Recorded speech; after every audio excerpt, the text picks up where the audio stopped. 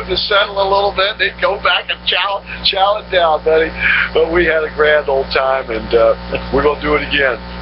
We're going to do, looks like we're going to have a pizza eating contest, and we're just working on the date to settle down on for that. But hope you folks will come out and join us at that contest. If you missed this last one, don't forget you can see it on YouTube. And by the way, that night we had some great entertainment. Grant Malloy was there plucking his banjo as they were eating. He was playing like Deliverance, right? Oh, man. It was so cool. I mean, it was perfect. And then later on in the evening, James Hall played smooth jazz music with his trumpet. And it was great. By the way, he's going to be back there Thursday night playing. So if you folks missed it, you can catch him this Thursday night at Cafe Positano, the finest Italian restaurant all of Central Florida, located a mere 4 miles west of I-4 on State Road 436. And they do take reservations there. You know, the holiday seasons are coming up. You might want to schedule a party, or if you want a question, Cafe Positano is a great place to do it. Just make that reservation. And by the way, they have casual dining, fine dining, a full bar. Their phone number is 407-774-8080. That's Cafe Positano, 407-774-8080. And as soon as we zero in on a date, we will let you know for our next competition. And but anyway, you guys are going to have to come on out. It was a lot of fun last time. Right, this yeah. To get back to our conversation, though, we were talking during the breaks, and John talks about how he likes to watch a lot of the history channels, and of course Colonel McKnight has a long history of military, and your father-in-law and your father were both served in World War II. And John was saying, you know, we live in a different country nowadays. The people just are different, and I think a lot of it comes down to personal responsibility. Would you guys agree that the degree of personal responsibility is much lower today than it was even a decade or two ago? If you're talking about from a parenting. Especially, yeah. I would start with the parenting part first, and I'd say, yeah, there is a lack of responsibility, and that's the reason we unfortunately have, you know, too many kids being raised by one parent, and more often than not, it's the mother. And what that causes to me is, especially if you're, you know, a boy growing up, you don't have a father, it's a big deal. And I admire a lot of people that I run across that they actually become parents for kids that aren't even theirs, because they're good parents, and they become, you know, they reach out to help, you know. And I've done that a few times in a small way, you know. Boy, it's so rewarding. It's just like taking care of a wounded warrior. It really is in many ways, you know. And I think it's a shame that we don't have that solid foundation of mom and dad there. I really do. And he's already said that with what he runs into with girls. Well, yeah, if you tell us, there's an expression that's used amongst young people today. Well, it's becoming more and more and more, but the term that guys use for girls, baby mom, it's not, that person is absolutely of no real value just by the words that they're using. Right. That all she is somebody to have his kids. Barefoot and pregnant type thing. Exactly. I mean, he has no intention of marrying them. And I just hear it all the time, much more, especially, you know, I'm in Chapel on 33rd Street, and I hear it especially from those guys, and people that come down to the clinic. Now, granted, I'm not with the upper middle class people, but this is permeating everything. People call me. Well, I believe Michelle Obama used, one or the other of them used a similar phrase. I mean, it was in one of these Jimmy Fallon conversations or something, but she, I believe, called him her baby papa or something to that effect, and probably knowing that that's the lingo sort of on the street these days.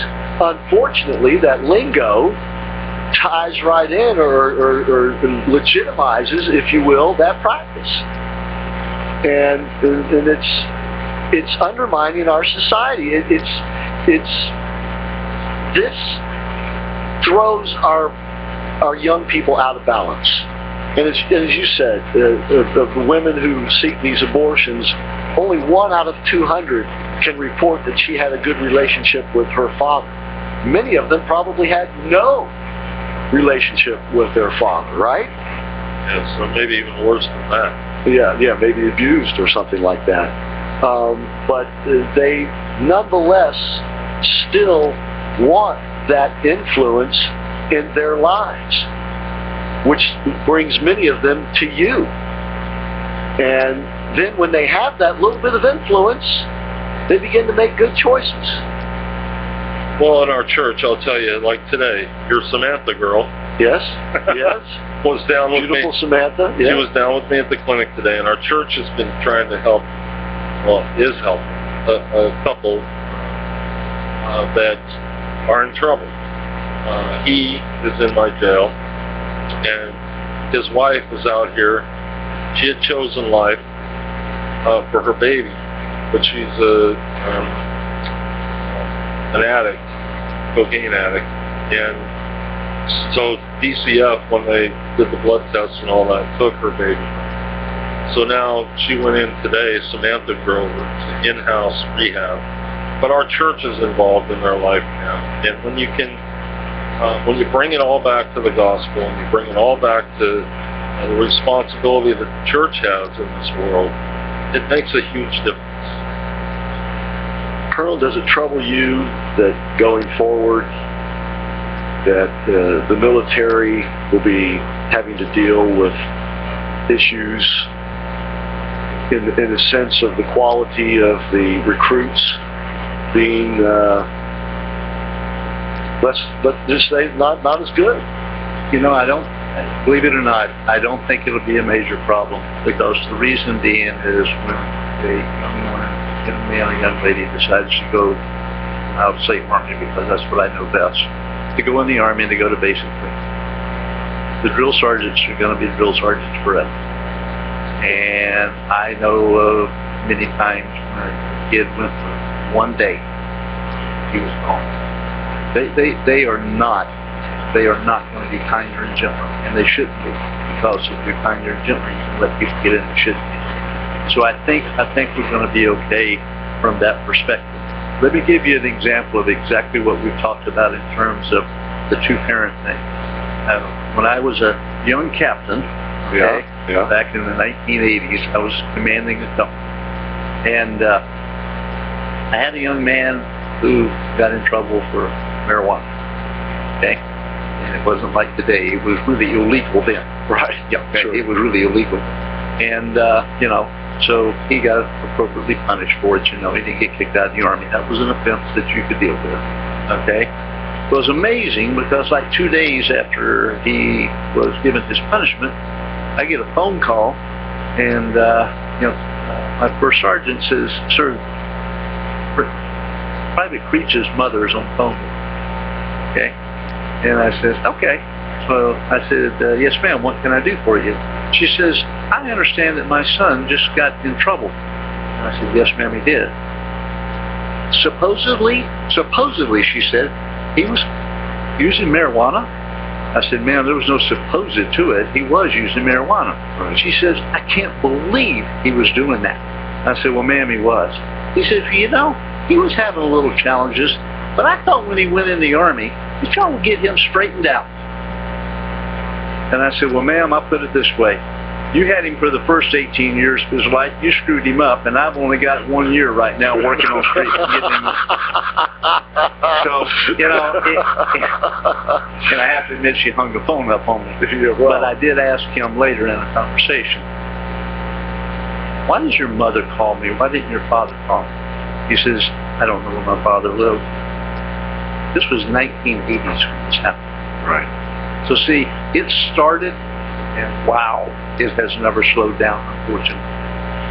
Right. That was the 1980s. Right. And here we are in 2015, and it has just continued to get worse that's one of the biggest reasons we have problems with young men and women getting in trouble, because they don't have parenting. You know, they don't have that guidance. They don't have that balance. Well, where are the values? Right. When you don't have a father, and you're a boy, where do you get the values from? Your mom can only give you so much from that perspective. She can't give the father's perspective, the man perspective. Right. See? And it's absolutely destroying us from within.